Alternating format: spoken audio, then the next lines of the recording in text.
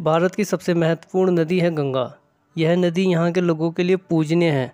यह नदी जन जन के धार्मिक आस्था से भी जुड़ी हुई है, जिसके कारण इसका महत्व काफ़ी बढ़ जाता है। गंगा नदी का जल शुद्धता और पवित्रता का प्रतीक माना जाता है। हेलो दोस्तों, मैं हूँ आदित्य। एक बार फिर आपका स्वागत है फैक्ट टीवी चैनल में। आइए कुछ माँ गंगा के नदी के फैक्ट के बारे में जानते हैं। चलिए शुरुआत करते हैं। गंगा नदी हिमनाद से निकलती है। इसकी लंबाई 2525 किलोमीटर है। गंगा नदी भारत की प्राकृतिक संपदा ही नहीं, बल्कि यह जन जन के भावनात्मक आस्था से जुड़ा हुआ है। इस नदी के जल में बैक्टीरियोफेज नाम के विषाणु पाए जाते हैं, जिसके कारण जीवाणु और अन्य सूक्ष्मजीव जीवित नहीं बचते।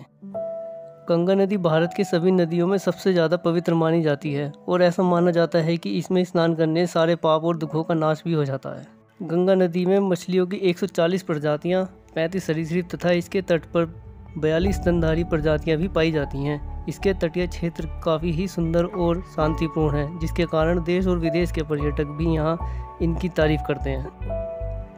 गंगा नदी के किनारे बहुत सारे तीर्थ स्थल हैं, जिसमें वाराणसी और हरिद्वार प्रमुख है।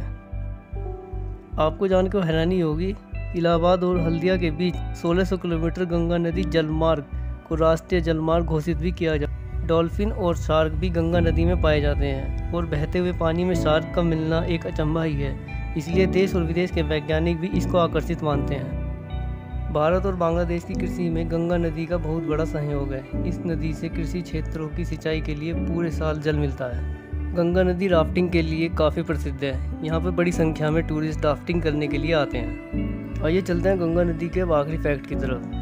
गंगा जल को अमृत के समान माना जाता है। गंगा नदी के घाटों पर लोग पूजा अर्चना और ध्यान करते हैं। भारत में लोग गंगा जल को अपने घरों में भी रखते हैं और शुभ कार्यों में इसका उपयोग करते हैं।